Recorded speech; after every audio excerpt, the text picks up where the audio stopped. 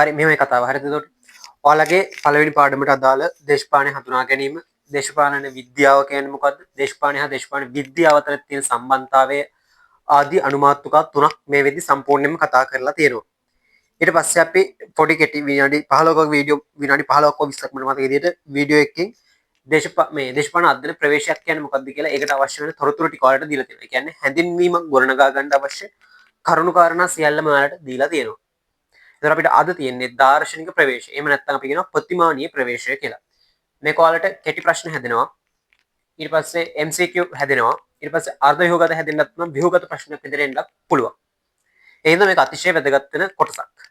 හරි මෙහෙමයි කතාව.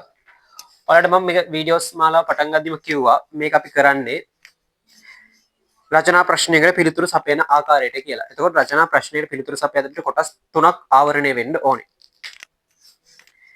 මතක් කරගන්න මම අයිත් කියන්නම්.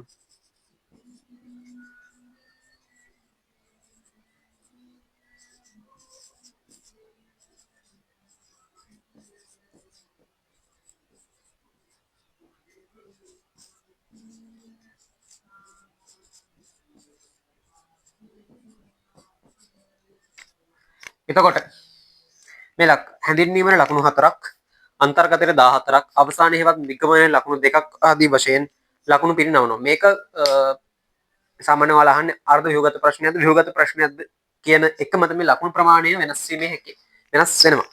එතකොට මේ අර්ධ ව්‍යුහගත ප්‍රශ්නයක් ඇහුවත් ව්‍යුහගත ප්‍රශ්නයක් ඇහුවත් ඔයාලා මේ කොටස් තුන අනිවාර්යයෙන්ම ආවරණය වෙන්න ලියවෙන්න ඕනි ප්‍රශ්නෙට උත්තරේ. හරිද? මේක නැතුව මේක විතරක් ලියලා තිබිලා මේ දෙක නැතුව තිබ්බා කියලා මේ දැන් අපි හිතමු ලකුණු 6ක් දෙනවා කියලා 6ම හම්බෙන්නෙත් නෑ. ඒතකොට ලකුණු 4ක් හදා හම්බෙන්නේ. හින්දා එක ඔයාලට ගොඩක් අවාසි. ඒ හින්දා මේ කොටස් තුනම ආවරණය වෙන්න ලිව්වොත් ඔයාලට සම්පූර්ණ ලකුණුම ලබා ගැනීම හැකියාවක් තියෙනවා. එතකොට අපි මුලින්ම මේකට හැඳින්වීමක් ගොඩනගා ගන්න ඕනේ. හැඳින්වීමක් ගොඩනගා ගද්දී අපි අධ්‍යයන ප්‍රවේශයක් කියන්නේ මොකක්ද කියන එක සම්බන්ධයෙන් කියන්න ඕනේ. මේ කතාව හරියද? දේශපාලන විද්‍යාව ආරම්භ වෙලා මේ වෙද්දි 25කට ආසන්න කාලයක් වෙනවා. ඒ කියන්නේ වසර 2500ක පමණ ඉතිහාසයක් තියෙන විෂයක් තමයි ශාස්ත්‍රයක් තමයි දේශපාලන විද්‍යාව කියලා කියන්නේ. එතකොට දේශපාලන විද්‍යාව අධ්‍යයනය ආරම්භයේ තිබ්බ දේශපාලන පැතිකඩ. විෂයක් ශාස්ත්‍රය. ජන ආදී එදා තිබ්බ විදිහට නෙවෙයි අද තියෙන්නේ වර්ධනය වෙලා විකාශනය වෙලා ඒ යුග කාල වකවාන් අනුව විවිධ වෙනස්කම් වල ලක් වෙලා අද වෙද්දී එදා තිබ්බට වඩා උසස් ඉහළ තත්ත්වයක ඒවා තියෙනවා. එතකොට දේශපාලන විද්‍යාව අපි මේක දේශපාලන විද්‍යා සාහිත්‍ය කියලා කිව්වොත් දේශපාලන විද්‍යා සාහිත්‍යය පුළුල් වෙලා තියෙනවා. පැහැදිලිද? ඊට සමගාමීව දේශපාලන විද්‍යාව අධ්‍යයනය කිරීමට යොදාගන්න මේ අධ්‍යයන ප්‍රවේශ කියන එකද පුළුල් වෙමින් පවතිනවා. පුළුල් වෙලා තියෙනවා. දේශපාලන විද්‍යාව අධ්‍යයන ප්‍රවේශ දේශපාලන විද්‍යාව ඉතිහාස අධ්‍යයනය ආරම්භ කරපු යුගයේ යනකම් දිව යනවා. ඒ තරම් එදා ඉඳලා තමයි අධ්‍යයන ප්‍රවේශات එන්නේ. හරිද? එතකොට මේ අධ්‍යයන ප්‍රවේශ ඉතාල වැදගත් වෙනවා දේශපාලන විද්‍යාව තුළ. හරිද? ඊට පස්සේ අපි භාවිතයේ පහසුව පිණිස මේ දේශපාලන අධ්‍යයන ප්‍රවේශ ප්‍රධාන කොටස් දෙකක් යටතේ කතා කරනවා කියලා කිව්වා. මෙච්චර ඉක්මනට යන්නේ හැඳින්වීමක් සම්බන්ධව අධ්‍යයන ප්‍රවේශ කියන්නේ මොකක්ද කියලා වීඩියෝ එකකින් කරලා තියෙනවා. ඔයාලා බලන්න පුළුවන්. ඊට පස්සේ තව මේ ටියුට් එක සියලු විස්තර දීලා තියෙනවා. ටියුට් එක ගන්න පුළුවන් WhatsApp නම්බරේ මෙසේජ් එකක් දාලා. හරිද?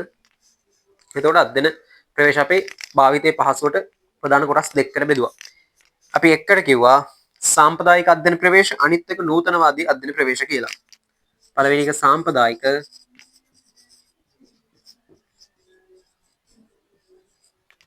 ප්‍රවේශ හරිද?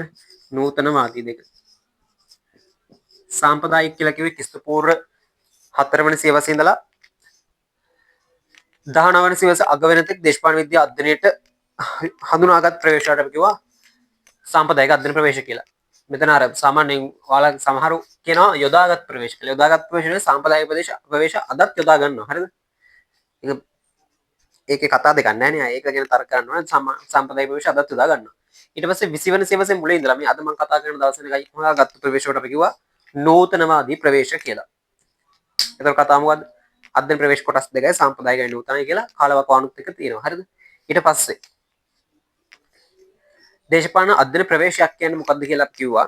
දේශපාලන විද්‍යාව අධ්‍යයනය කරන බුද්ධිමතුන්ට අවශ්‍ය තොරතුරු රැස් කරන්න, ගවේෂණය කරන්න, විශ්ලේෂණය කරන්න, ඒ ඔස්සේ අවසාන නිගමන වලට එළඹෙමින් භාවිත කරන විදික්කමකට තමයි අපි කිව්වේ අධ්‍යයන ප්‍රවේශයක් කියලා. පැහැදිලි ඇතිනේ? ඔය ටික හැඳින්වීමට ලියන්න ඕනේ. මම ප්‍රශ්නෙට පිළිතුරක් විදිහට අර ස්ක්‍රිප්ට් එක ගොඩනගලා තියෙනවා. එහෙනම් ඔයාලට හැඳින්වීම මේකෙන් ගන්නත් පුළුවන්. එහෙම නැත්නම් ඔයාලට හැඳින්වීමක් ගොඩනගා ගන්නත් පුළුවන්. හරිද? එතකොට මේ හතරට එන කරුණු ටිකට මෙහෙම ලියා ගන්න ඕන.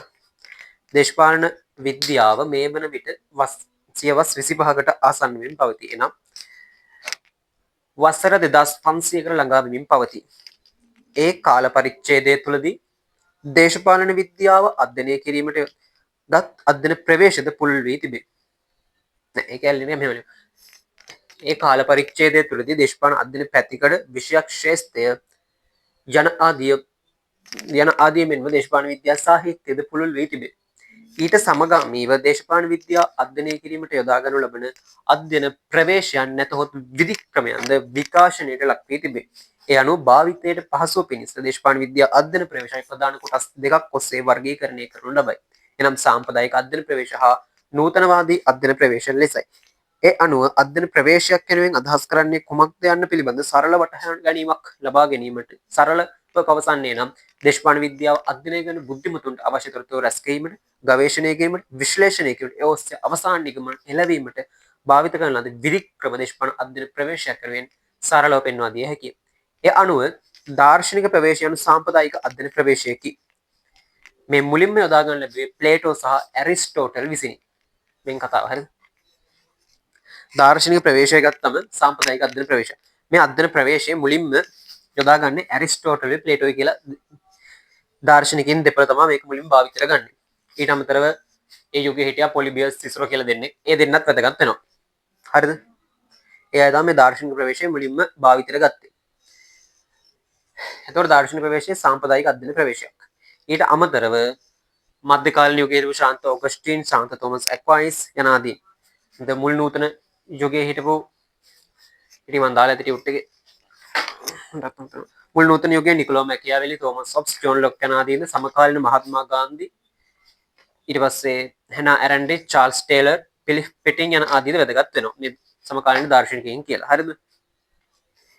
එතකොට මේ දාර්ශනික ප්‍රවේශයේ පදනම් වෙන්නේ සම්ප්‍රේෂණයක් මත පදනම් වෙනවා. සම්ප්‍රේෂණයක් මත පදනම් වෙනවා කියලා කියන්නේ මේ දාර්ශනික ප්‍රවේශය එන් අරමුණු කරන්නේ සශස්ත්‍ර දේශපාලන සංකල්ප ගොඩනගා ගැනීමයි. එම සංකල්ප නම් ප්‍රතිමානීය වේ යනු රාජ්‍ය හෝ දේශ කියන්නේ සම්ප්‍රේෂණ මත පදනම් වෙනවා කියලා එයින් අදහස් කරන්නේ ප්‍රශස්ත දේශපාලන සංකල්ප ගොඩනගා ගැනීම. ප්‍රශස්ත සංකල්ප ඒ ඔය කතාව කිව්වොත් ඒ කතාව සරලව කියනනම් ඔයගේ බැරෑරුම් වචන නැතුව පවතින තත්ත්වය අධ්‍යයනය කරනවාද? පවතින තත්ත්වය අධ්‍යයනය කරලා මේ පවතින තත්ත්වය කියන්නේ රාජ්‍ය පවතින තත්ත්වය. උදාහරණයක් හරිද? රාජ්‍ය පැවතිය යුතු තත්ත්වය.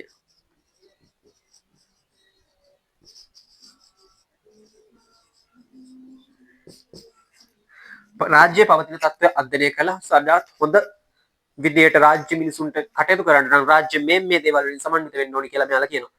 ඒ ආදී විදියට දේශපාලන පවතින තත්ත්වය අධ්‍යයනය කළා දේශපාලන පැවතින්න ඕනේ කොහොමද? ඒ ආදී විදියට කියන එක තමයි ඔකින් වෙන්නේ. හරිද? කතා කරගොත් දාර්ශනික ප්‍රවේශයේ සම්ප්‍රේෂණය මත පදනම් වෙන්නේ. ඒකෙන් අදහස් කරන්නේ ප්‍රශස්ත දේශපාලන සංකල්ප ගොඩනැගීම. ඒ ප්‍රශස්ත දේශපාලන සංකල්ප ප්‍රතිමානීය වේ.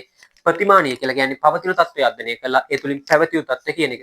රාජ්‍ය දේශපාලන ආයතන දේශපාලනය නැති පවතින තත්ත්වය අධ්‍යයනය කළා ඒ තුලින් පැවතිය යුතු තත්ත්වය තමයි කියන්නේ. ඒකට යුක්තිය දීලා දෙනවා. එතකොට ඒක සාමාන්‍යයෙන් හැඳින්වීමට ප්‍රමාණවත්. වර ලකුණු 4ම ලබා ගැනීමේ හැකියාවක් තියෙනවා. ඊට පස්සේ අපි අන්තර්ගතයට එන්න ඕනි. හරි? අන්තර්ගතයේදී වලට මේ කරුණු දෙක ගොඩක් අතිශය වැදගත් වෙනවා. හරිද? දේශපාලන දාර්ශනිකයින් ගත්තම ඔවුන් අවදානිමක ශේෂ්ත්‍ර ආදී විදිහට ඔවුන්ගේ විවිධ වෙනස්කම් තියෙනවා. හරිද? ඒ ඔවුන්ගේ මොන වෙනස්කම තිබ්බත් ඔවුන්ගේ පොදු ලක්ෂණ දෙකක් අපිට හඳුනා ගන්න පුළුවන්. ඔවුන් සියලු දෙනාටම පොදු වෙච්ච ලක්ෂණ දෙකක් තියෙනවා.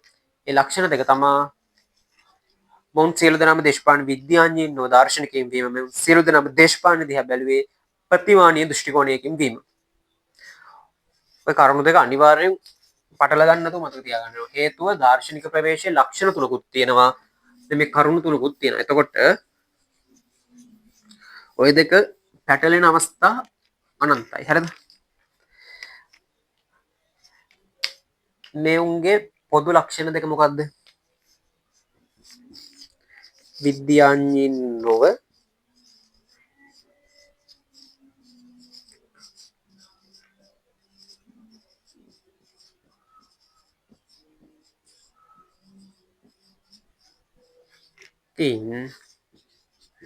දේශපාලනය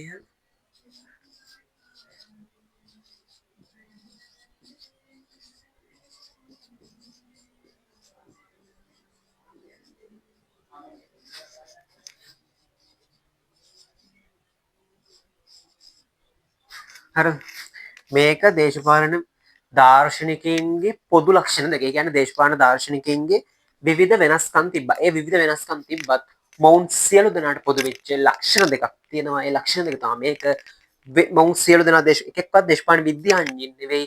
මේ ඔක්කොම දේශපාලන දාර්ශනිකයින් මොවුන් සියලු දෙනා දේශපාලන බැලුවේ ප්‍රතිමානීය දෘෂ්ටි කෝණයකින් වීම. මේකයි අර ලක්ෂණ තුන පටල ගන්න එපා. හරිද? මේ කොලට කළු විතම ලස්සන ලොකුවට ෆ්‍රින්ට් කරලා දීලා තියෙනවා. PDF එකේ තියෙනවා ඔයාලට ෆ්‍රින්ට් කරගන්න පුළුවන්. හරි.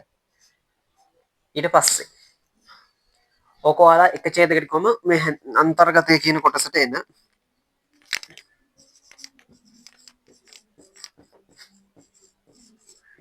එකක් එක ඡේදයක් ඉවරයි. ඒක ඔය ඡේද කොච්චරක් ඕනද, වච්චරක් ඕනද, මෙච්චරක් ඕනද කියලා වෙන කයි කතන්දර. හරිද? ඔයින් තමයි මම ඡේද විලියන් ඡේද ගානක් දාගෙන යන්නේ. මේ ප්‍රශ්නේ ලකුණු 18ක් 19ක් ගන්න පුළුවන් විදිහට උත්තරයක් දෙන්න මේක. ඒ උත්තරේ එන ඡේද ගන්න තමයි ලියන්න. හරිද? ඊට පස්සේ දාර්ශනික ප්‍රවේශය ගත්තට පස්සේ ප්‍රධාන ලක්ෂණ තුනක් තියෙනවා. මේ ඡේදය අතරම කිව්වම හරි. සියලු දෙනා දේශපාලන විද්‍යාඥයෝ දාර්ශනික මොවුන් දේශපාලන දේවල් ප්‍රතිමාන දෘෂ්ටිකෝණයකින් වීම. ඒ අනුව දාර්ශනික ප්‍රවේශයේ ප්‍රධාන ලක්ෂණ තුනක් හඳුනාගත හැකි වේ. කියලා ලියලා එනම් කියලා පළවෙනි ලක්ෂණ නම් මෙන්න දේශපාලනය පිළිබඳ අති මූලික ප්‍රශ්න නැගීම සහ විභාග කිරීම. මොකක්ද ඒ? අර ටියුට් දාලා තියෙන කද කියන්නේ දේශපාලනය පිළිබඳ අති මූලික ප්‍රශ්න නගනවා විභාග කරනවා. ඒ කියන්නේ දේශපාලනය කියන්නේ මොකද්ද? රාජ්‍ය යනු කුමක්ද? මිනිසුන් රාජ්‍යයට අමනත වන්නේ ඇයි? රාජ්‍ය පවතින්නේ කිනම් අරමුණක් සඳහාද? දේශපාලනය හා දේශපාලන විද්‍යාව කියන්නේ මොකක්ද? මේ ආදී දේශපාලනයේ තියෙන අති මූලික සංකල්ප කෙරේ නැත්නම් දේශපාලනය පිළිබඳ අති මූලික ප්‍රශ්න නගනවා විභාග කරනවා ඒවට පිළිතුරු සපයනවා. පැහැදිලිද? දර්ශනය කියන දේශපාලනය කියන්නේ මේක නෙමෙයි මේක. තව එකක් කියන මේක නෙමෙයි. ඒ විදිහට දේශපාලනයේ සාහිත්‍ය පෝෂණය වුණේ අන්න එහෙමයි. හරිද? ඊට පස්සේ අපභාවිතා කරන ගැඹුරු සංකල්ප වල අර්ථය නිරවුල් කර ගැනීමට විශේෂ උනන්දුවක් දක්වනවා. මේ මොකක්ද? අදත් අපි උන් කියපෙව්වා තමයි දේශපාලනයේ භාවිත කරන ගැඹුරු සංකල්ප වල අර්ථය නිරවුල් කර ගැනීමට විශේෂ උනන්දුවක් දක්වනවා කියන්නේ.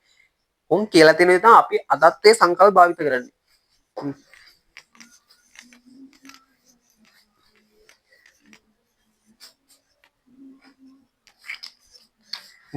උදාහරණ වශයෙන් ගත්තොත් නිදහස.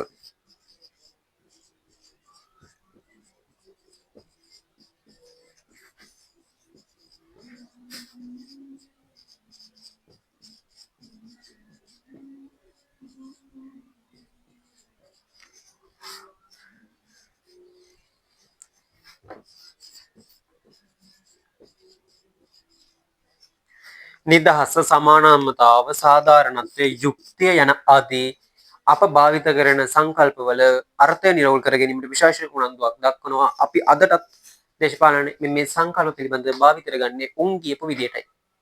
මේ සංකල්ප උන් මේ විචාරය ලක් කළා. නිදහස කියන්නේ මෙන්න මේකයි. යුක්තිය කියන්නේ මෙන්න මේකයි. සමාජ සාධාරණත්වය කියන්නේ මෙන්න මේකයි කියලා කරුණු කාරණා ඉදිරිපත් කරනවා. අපි අදටත් මේවා හඳුනාගන්නේ ඔවුන් කියලා තියෙන ආකාරයට අනුවයි. තුන්වෙනි ලක්ෂණය තමයි ප්‍රතිමානීය අරමුණු ගැන දක්වන දැඩි උනන්දුව. ඒ මොකක්ද? ප්‍රතිමානීය අරමුණු කියලා මෙතන කියව වටිනාකම් විනිශ්චයන්ගේ සමන්විතය යන්නේ. හරිද? උදාහරණයක් වශයෙන් ගත්තොත් බරපතල අපරාධකාරයෙකුට මරණීය දණ්ඩනය ලබා දිය යුතුද යන එකට වටිනාකම් විනිශ්චය කරනවා. ඔහුගේ ජීවිතයේ තියෙන වටිනාකම මේක. මේ ආදී වශයෙන් වටිනාකම් විනිශ්චයන්ගෙන් සමන්විත වෙනවා. ඊට පස්සේ මෙතන තව උදාහරණ මම ගොඩක් දාලා තියෙනවා.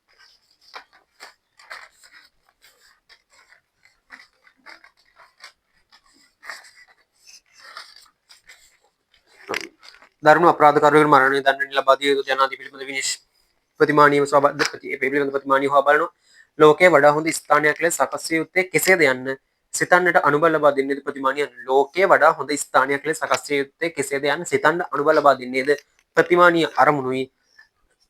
සමාජ සාධාරණත්වයට කරු කරන්න, සමානම්මතාවයට කරු කරන්න, දේශපාලන ප්‍රජාතන්ත්‍රවාදී මාවතට වීමට යන ආදී පිළිබඳව අපිව අනුබල ලබා දෙන්නේ ඒ පැතිවලට අපි යොමු කරන්නේ මේ ප්‍රතිමානීය අරමුණුයි.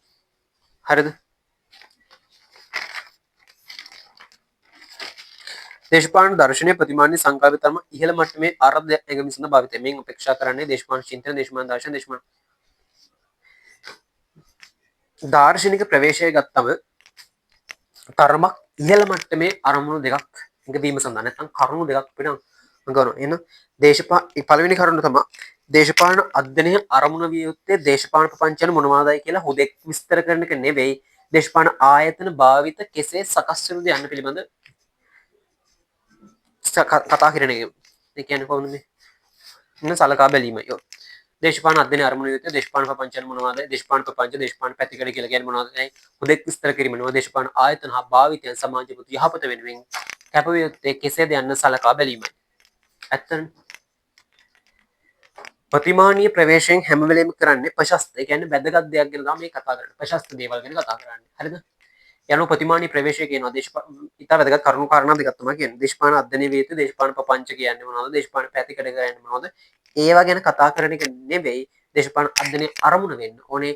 දේශපාලන ප්‍රපංච දේශපාලන අධ්‍යයන පැතිකඩ මොනවද? හුදෙක් විස්තර කිරීම නෙවෙයි. දේශපාලන ආයතන භාවිත සමාජයේ පොදු යහපත. ඒ කියන්නේ සමාජයේ හැම දෙනාගේම යහපත වෙනුවෙන් සකස් විය යුත්තේ කෙසේද යන්න යෝජනා කිරීමයි. නැත්නම් සලකා බැලීමයි. ඒක ගැන කියනවා නම් ඔය තියෙන්නේ අධ්‍යයන පැතිකඩ අරවා මේවා ගැන කතා කරගෙන ඉන්නේ නැතුව සමාජයේ පොදු යහපත වෙනුවෙන් මේ දේශපාලනය යොදාගන්නේ කොහොමද? ඔය අදහසක් තමයි එතන තියෙන්නේ. හරිද? ඊට පස්සේ මෙයින් අද අපේක්ෂා කරන්නේ දේශපාලන චින්තනය, දේශපාලන දර්ශනය, දේශපාලන ආයතන, දේශපාලන භාවිත යනදී සමාජයේ පොදු යහපත වෙනුවෙන් කැප කරන්නේ කෙසේද? දේශපාලන ආයතන, දේශපාලන භාවිත. එතනින් එහාට ගියම දර්ශනය යන ආදී සමාජයේ පොදු යහපත වෙනුවෙන් කැප කරන්නේ කෙසේද යන්න පිළිබඳවයි. අපි අර ලක්ෂණ තුන ලිව්වා. එක ලක්ෂණයකට එක ඡේදයක් වගේ වෙන්න ලියලා විස්තර කරන් ඇවිල්ලා එතන 2යි 3යි 4යි. එතකොට ඡේද 4යි.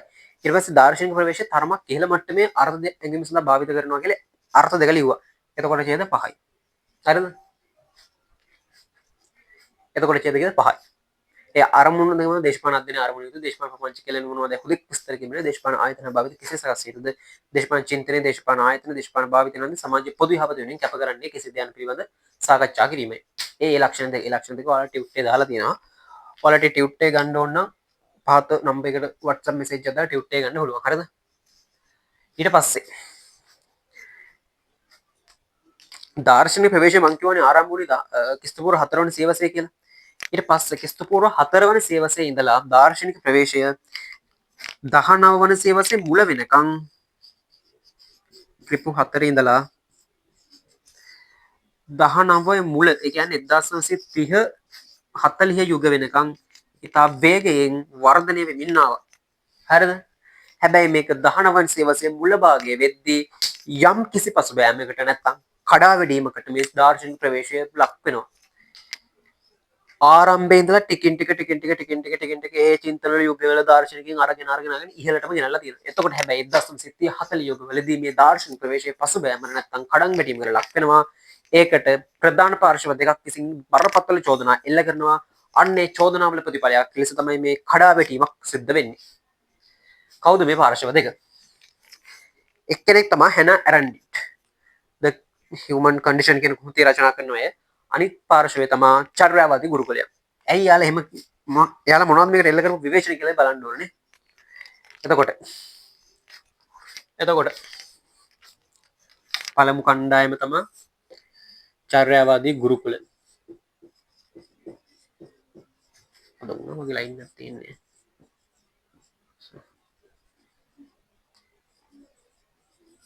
චර්යාවාදී ගුරුකුල එක්කන්නම කනිත් එක්කෙනා තමයි හැනා ඇරන්ඩිට් කියලා කියන්නේ.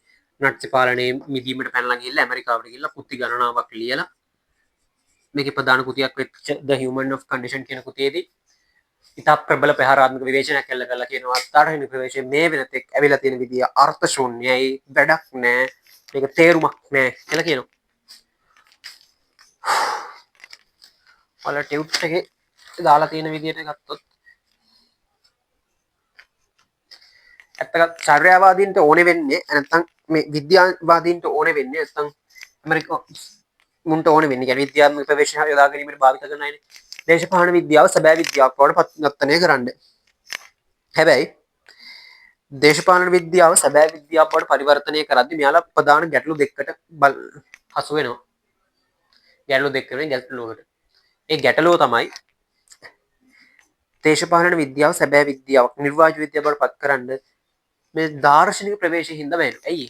දාර්ශනික ප්‍රවේශයේ සම්ප්‍රේෂණය මත පදනම් වෙලා වාස්තවික භාවයෙන් ඈත් වෙලා තියෙන්නේ. ඒ හින්දා මේක සමාජ විද්‍යාව විදිහට තිබෙන මේ දාර්ශනික ප්‍රවේශය ස්වාභාවික විද්‍යාව බවට පරිවර්තනය කරන්න මෙයාලට බැරි වෙනවා. මේක අත එක් පාර්ශවයක් වේ 1930 යුගල ඇමරිකාවේ චර්යාවාදීන් එල්ල කළ විවේචනයි ඇමරිකන් චර්යාවාදීන් පෙන්වා දෙනු ලබන්නේ දේශපාලන අධ්‍යයනයේ විද්‍යාවක් බවට පරිවර්තනය කළ යුතු බවත් එහෙත් එයට දාර්ශනික ප්‍රවේශයේ බාධාවක් වේ දාර්ශනික ප්‍රවේශය වාස්තවික භාවයන් හා ප්‍රතිමානීය සංකල්ප හේතු කොටගෙන විද්‍යාත්මක භාවයෙන් ඈත් වී තිබෙන නිසායි. එම නිසා ආනුභාවික සාක්ෂි හා දත්ත මත ඒවා ගොඩනගා තිබීම දේශනික ප්‍රවේශයේ දුර්වලතාවය. ආනුභාවික සාක්ෂි සහ දත්ත මත ඒවා ගොඩනැගිලා නැහැ. ඒවා ගොඩනැගිලා තියෙන්නේ වාස්තවික සහ ප්‍රතිමානීය කියන සංකල්ප මත. ඒ හින්දා දේශපාලනය සැබෑ විද්‍යාවක් නැත්නම් නිර්වාච විද්‍යාවක් බවට පරිවර්තනය කරන්න බෑ කියලා ඇමරිකන් චර්යාවාදී කණ්ඩායම් කියනවා. හරිද? අනිත් කණ්ඩායම තමයි හැනා ඇරන්ඩිට්. නට්සි පාලනයෙන් මිදීම ජර්මනියේ නට්සිවාදී පාලනයෙන් මිදීමට ඇමරිකාවට සංක්‍රමණය වෙලා නැත්නම් පලා ගිහිල්ලා ඇය විසින් රචනා කරනවා The Human Condition කියලා කෘතියක්. ඒ කෘතියද කියනවා දාර්ශනික ප්‍රවේශයේ ආරම්භ ප්ලේටෝගේ ඉඳලා මේ දක්වාම විකාශනය වී ඇති ආකාරය අර්ථ ශූන්‍යයි නැත්නම් ප්‍රයෝජනවත් විරහිතයි කියලා. ඒ සියලු කයි කතන්දර වලට හේතු කොටගෙන දාර්ශනික ප්‍රවේශයේ මේ ප්‍රධාන වශයෙන් මේ කරුණු කතන්දර දෙක හේතු කරගෙන දාර්ශනික ප්‍රවේශය 1930-40 යුග වෙද්දී පසුබෑමට ලක් වෙනවා. එතෙක් තිබ්බ ජනප්‍රියත්වය අඩු වෙලා දාර්ශනික ප්‍රවේශයට තිබ්බ ජනප්‍රියත්වය අඩු වෙමින් යම් පසුබෑමකට ලක් වෙනවා. හැබැයි දාර්ශනික ප්‍රවේශය යලිත් 1971 පසුව හිස ඔසවනවා. 71 ජෝන් රෝඩ්ස් රචනා කරනවා A Theory of Justice කියලා කෘතියක්. මේ කෘතියට පස්සේ කෘතියෙන් කියන්නේ දාර්ශනික ප්‍රවේශයේ වටිනාකම් විවුර්තයි වැඩක් නැහැ තේරුම් ගන්න නැහැ කියන ඒවා ඔහු ලස්සනට ගලපලා මේ කෘතිය රචනා කරනවා. ඒ කෘතියෙන් පස්සේ දාර්ශනික ප්‍රවේශය යලිත් හිස ඔසවීමක් දක්වන්න ලැබෙනවා.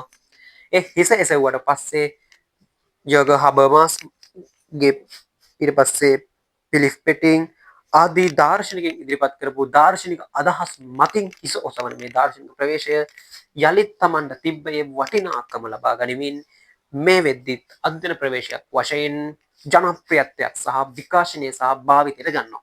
විකාශනය වෙමින් පුළුල් වෙමින් ගමන් කරමින් තියෙනවා. එතකොට ඔය කියපු කයි කතන්දර ටික තමයි දාර්ශනික ප්‍රවේශයට අදාළ වෙන්නේ. පැහැදිලිද? එහෙමයි. අන්තිමට දාර්ශනික ප්‍රවේශයේ මේ විකාශනය වෙලා කඩන් වැටෙනවා කියලා. ඒ කැලී ටික තමයි 1900 මේ 30-40 යුගවල දාර්ශනික ප්‍රවේශය යම් මට්ටමක පසුබෑමට ලක් කරන නමුත් 70 ජෝන් රෝඩ්ස් රචනා කරන ලද A Theory of Justice යග හබර්මාස් ෆිලිප් ෆෙටි ආදී දාර්ශනික අදහස් හේතුවෙන් දාර්ශනික ප්‍රවේශය යලිත් හිස ඔසවනවා කියලා කිව්වනේ. ඒක අවසානයේ හෙවත් නිගමනයෙන් ඉවර කරගන්න පුළුවන්. ඒ ඡේදවල නිගමනයටවත් අවසානට දාන්න. එතකොට ඡේද 6කින් විතර ගෙම ඉවරයි. ඒතර අන්තර්ගතයේ ඡේද 5ක් වගේ එනවා. නිගමනයක ඡේදයක් එනවා. එතකොට ඡේද අර මුල එකත් එක්ක ඡේද 7කින් වැඩි ඉවරයි. හැඳින්වීමත් එක්ක. සාරාංශයක් වශයෙන් කියනවා නම් දාර්ශනික ප්‍රවේශයට පිළිතුර මෙච්චරයි. හරිද? අපි කියවනේ දේශනික ප්‍රවේශයේ දේශපාලන අධ්‍යයන ප්‍රවේශයක් කියන්නේ මොකක්ද කියලා හැඳින්වීම වල ලියන්න ඕනේ. හැඳින්වීමේදී ඒ ටික ලියුවා. අධ්‍යයන ප්‍රවේශයක් කියන්නේ මොකක්ද කියලා කිව්වා. දාර්ශනික ප්‍රවේශයේ සම්ප්‍රදායික අධ්‍යයන ප්‍රවේශයක් ප්ලේටෝ ඇරිස්ටෝටල් යොදාගත්ත කිව්වා. ඊට අමතරව හිටපු කට්ටිය හිටේ ඒ යුගවල ඒ කට්ටිය නම් කිව්වා. එතකොට හැඳින්වීමේ ඒ ටික ප්‍රමාණවත්. ඊට පස්සේ එනවා දාර්ශනික දේශපාලන මේ දාර්ශනිකයන්ගේ විවිධ ලක්ෂණ තිබ්බත් පොදු ලක්ෂණ දෙකක් තිබ්බා. මොවුන් සියලු දෙනාම දේශපාලන විද්‍යාඥයින් නෙවෙයි දාර්ශනිකයින්. මොවුන් සියලු දෙනාම දේශපාලන දිහා බැලුවේ ප්‍රතිමානීය දෘෂ්ටි කෝණයකින් කියලා. ඊට පස්සේ දාර්ශනික ප්‍රවේශයේ ප්‍රධාන ලක්ෂණ තුනක් හඳුනාගත්තා. දාර්ශනික ප්‍රවේශයේ පළවෙනි ලක්ෂණය දේශපාලන පිළිබඳ අතිමූලික ප්‍රශ්න නැගීම නිසා ඒව බා කිරීම. ඊට පස්සේ දෙවෙනි ලක්ෂණය තමයි අප භාවිත කරන ගැඹුරු සංකල්පවල අර්ථය නිර්හුල් කර ගැනීමට විශේෂ උනන්දුවක් දක්වීම. ඊට පස්සේ තුන්වෙනි ලක්ෂණය එනවා ප්‍රතිමානීය අරමුණු ගැන දක්වන දැඩි උනන්දුව. හරිද? ඊට පස්සේ දාර්ශනික ප්‍රවේශයේ තරමක් ඉහළ මට්ටමේ අර්ථ දෙයක් ඇඟවීම සඳහා භාවිත කරා. දේශපාලන අධ්‍යයනයේ අරමුණු විතර දේශපාලන ප්‍රපංචයන් මොනවද ඇහු දෙක් විස්තර කිරීම නෙවෙයි. දේශපාලන ආයතන භාවිත කෙසේ සකස් වෙනවද කියන එකත් දේශපාලන චාරය දේශපාලන මතවාද යන ආදී පිළිබඳ ඒක මට පොඩ්ඩක් හොමියා. දේශපාලන මෙන් අපේක්ෂා කරන දේශපාලන චින්තන දේශපාලන දාර්ශනික දේශපාලන ආයතන දේශපාලන භාවිතන සමාජ පොදු යහපත වෙනුවෙන් යොදාගන්නේ කෙසේද යන පිළිබඳ දේශපාලන ආයතන දේශපාලන භාවිතන දේශපාලන චින්තන යන ආදී සමාජයේ පොදු යහපත වෙනුවෙන් යොදාගන්නේ කෙසේද යන පිළිබඳ. එතකොට ඒක තමයි එතන අර මේ තරමක් ඉහළ මට්ටමේ අර්ථ දෙක. ඊට පස්සේ දාර්ශනික ප්‍රවේශයට මේ පාර්ශව දෙකින් චෝදනා එල්ල කරා කියලා ඒ චෝදනා හින්දා දාර්ශනික ප්‍රවේශය යටපත් වුණා. කවුද ඒ චර්යාවාදීන් කිව්වා මේක සැබෑ විද්‍යාවක් ඉදිරි කරන්න බෑ. මේක නිර්වාචක විද්‍යාවක් නැත්නම් සැබෑ විද්‍යාවක් කරන්න නම් ඒකට බාධාවක් උනේ මොකද්ද මේ දාර්ශනික ප්‍රවේශය කියලා කියනවා උන් චර්යාවාදීන්. ඊට පස්සේ හැනා ඇරන්ඩිට් කියනවා නත්සිවාද පාලනයෙන් මිදීමට ජර්මනියේ නත්සි පාලනයෙන් මිදීමට ඇමරිකාවට සංක්‍රමණය වෙච්ච අය කියනවා ද හියුමන් කන්ඩිෂන් කියන කෘතියේදී දාර්ශනික ප්‍රවේශය ප්ලේටෝගේ ඉඳලා අද වෙනතුරු වර්ධනය වෙලා තියෙන ආකාරය නැත්නම් විකාශනය වෙලා තියෙන ආකාරයේ අර්ථ විරෝධ අර්ථයක් නෑ අර්ථ ශූන්‍ය කියලා කියනවා. ඒ හේතු දෙකින් 1940 යුගයේදී දාර්ශනික ප්‍රවේශය යම් අර තිබ්බ ජනප්‍රියත්වය අඩුයි. දාර්ශනික ප්‍රවේශය යම් මට්ටමක පසුබෑමකට ලක් වෙනවා. නමුත් 1971 ජෝන් රෝස් රචනා කරන The Theory of Justice කෘතියෙන් ජලි හිස ඔසවන දාර්ශනික ප්‍රවේශය ජග හබස්මාක්ස් ෆිලිප් පෙටි යන ආදී දාර්ශනික අදහස් ඔස්සේ යලි යලිත් වර්ධනයක් පෙන්නුම් කරනවා. කතාව ඔච්චරයි. ලකුණු 20 හරි ලකුණු 20 ප්‍රශ්නේ 19ක් 18ක් ලොවෙත් ෂුවර් ඔච්චරයි සරලයි හරි. එතකොට ඔයාලට මේ දැන් කියපු කයි කතන්දර ටික ලියා ගන්න කියා ගන්න බෑ. මම මේකෙන් ගිහින් තියෙනවනේ. ඒක සම්බන්ධ සම්පූර්ණ නෝට් එක තියෙනවා. ඒක උඹලට මම ෆ්‍රී දෙනවා. නොමිලේ ලබා දීමක් සිදු කරනවා. ඒ ටික ලබා ගන්න පුළුවන්. ප්‍රශ්න පත්‍ර සම්බන්ධයෙන් දැනුවත් කිරීම කරලා දෙනවා. ඒවට සම්බන්ධ වෙන්න ඩිස්ක්‍රිප්ෂන් වල තියෙන ලින්ක් වලට සම්බන්ධ වෙන්න පුළුවන්. මේකෙදි මේ නම්බර් එකට 077යි 601යි 42යි 41 කියන WhatsApp නම්බර් එකට මෙසේජ් එකක් දාලා විස්තර දැනගෙන සහ ඒ ලින්ක්ස් වලින් සම්බන්ධ වීමේ හැකියාවක් හැමෝටම තියෙනවා. හරිද? 27 වේවා 2027 වේවා 2026 වේවා ප්‍රධාන වශයෙන් 2026 ඉලක්ක කරගෙන තමයි වැඩ පිළිවෙල යන්නේ. හරිද? 24 තාම වැඩ පිළිවෙලක් කොහොම තාම 26 වැඩ පටන් ගෙනවත් නැහැ. ඒ කියන්නේ තීරවත් පටන් ගෙන නැහැ. මොකද දැනුවත් කිරීමක් කරලා නැහැ. ඒ හින්දා 27 බලමු කුරුණැංගල දැන් ආයතනයේ වැඩ ටික යනවා. බලමු කොහොමද වෙන්නේ කියලා. ඊට පස්සේ ඔයාලගේ දැනුවත් කිරීම කරන්න. දැනට මේ විදිහට වැඩ ටික යනවා. එනති ඔක්කොටම ජය වේවා. වීඩියෝ සබස්ක්‍රයිබ් කරලා ෂෙයා කරලා ලයික් කරලා මෙහෙ වැඩ ටික කරන්න. හරි ඕකේ.